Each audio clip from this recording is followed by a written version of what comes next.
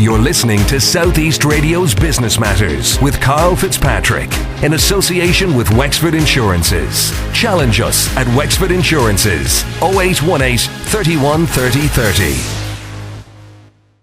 Joining me now in studio is Dick White of Gorey Chamber and Emily O'Reilly of the Bandwagon. Dick, where did the idea originate from for the Educate to Innovate School Business Awards? Yeah, morning, Carl. Look, I suppose 2 years ago, Jim Hughes from Innovate, it's a business based in Gorey, came to me and said, look, we'd like to give something back to the community and encourage entrepreneurship within the school sector.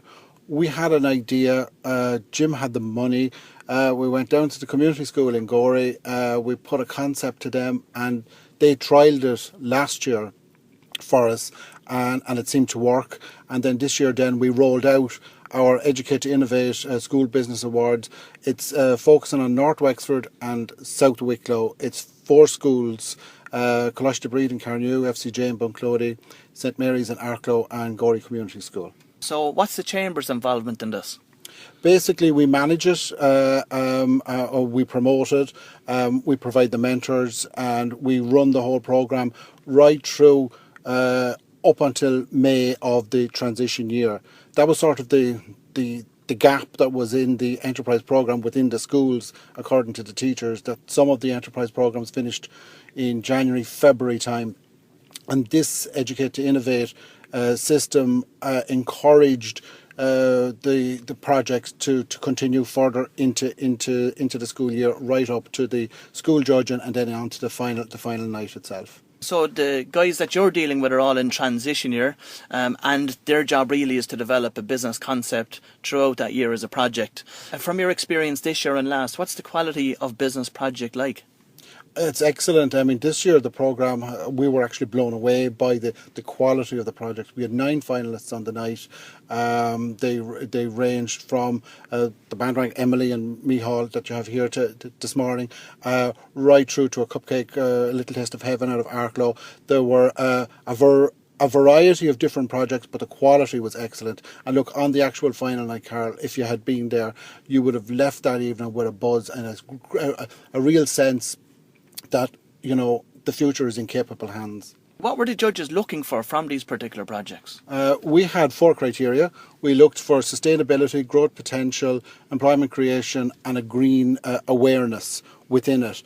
They were looking for projects with a sort of like that were fronted by people who were capable of getting up and pursuing a project either at a local or at a national level, and that would be able to deliver on those different criteria.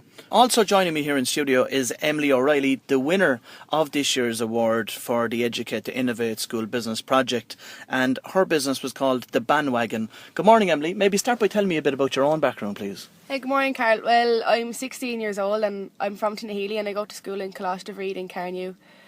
So then we represented our school in the Wicklow Student Enterprise Awards, and we won that and went on to represent the county in the All-Ireland Student Enterprise Awards in Croke Park.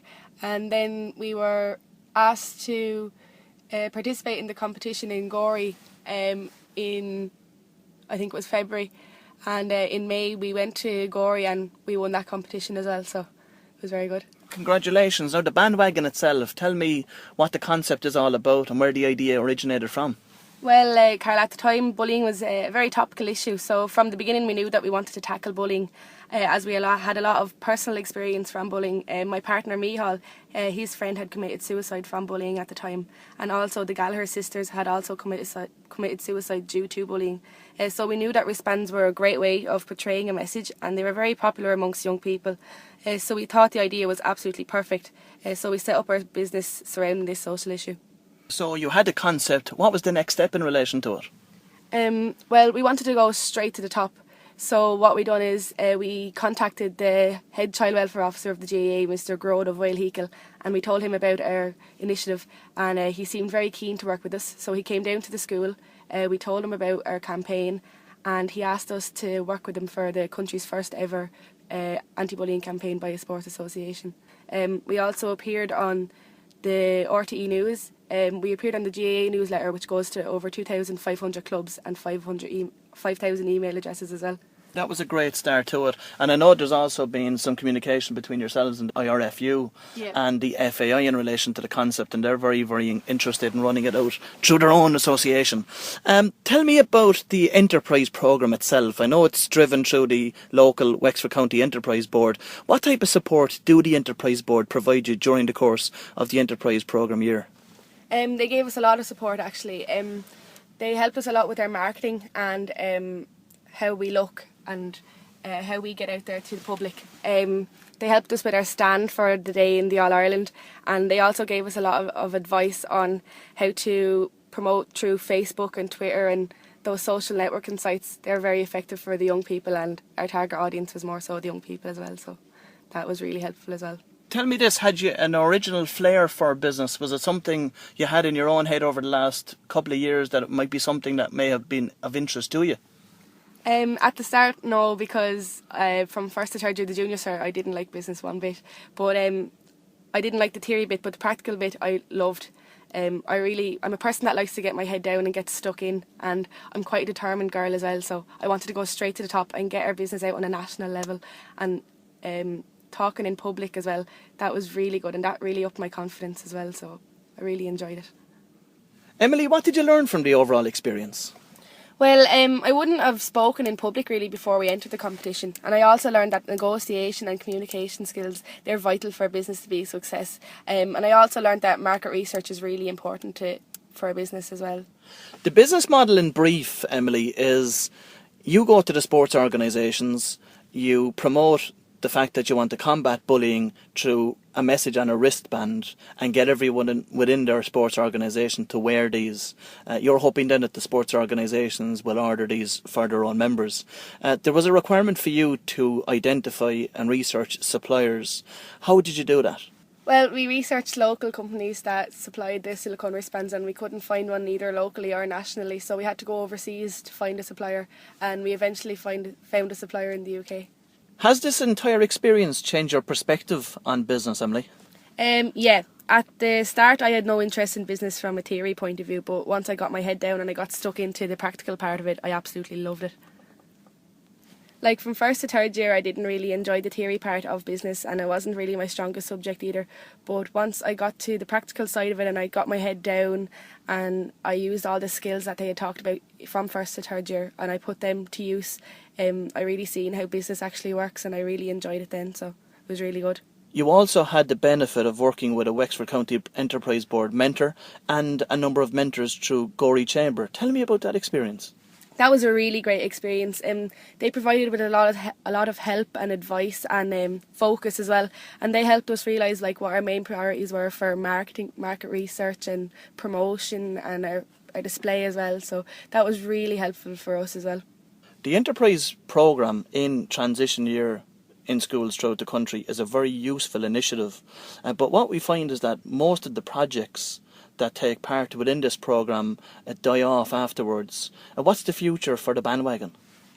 Well, Karl, in August the IRFU are planning on launching an anti-bullying campaign similar to the GAA's, so I'll hopefully be working with them in tandem with them, and also at the moment we're in contact with the FAI. They're going to launch out a similar campaign as well, and we're also at the moment creating many contacts with loads of national organisations around the country, so the potential for our company to grow is really unlimited. Well, Emily, both yourself and Micheál have demonstrated exceptional entrepreneurial ability and enthusiasm and spirit over the course of the last 9 months. Congratulations for what you've achieved to date, and I wish you both continued success with the Bandwagon. Dick, just back to yourself for the final comment in relation to this morning's interview. Yeah, I think it's extraordinary what the lads have actually achieved. I think, as you've heard this morning, and we've looked at them over the last couple of months, they're very impressive. And they really do give you a great sense of our future is in safe hands, really and truly. Do you know? There is only one thing I'd like to say, and I'd like to just thank all our mentors, all the business people that we've had involved over the last number of months. They've given up their time during business hours and gone out on a voluntary basis to help and encourage the transition year students to implement their projects. You're listening to Southeast Radio's Business Matters with Karl Fitzpatrick in association with Wexford Insurances. Think Wexford Insurances for your business insurance.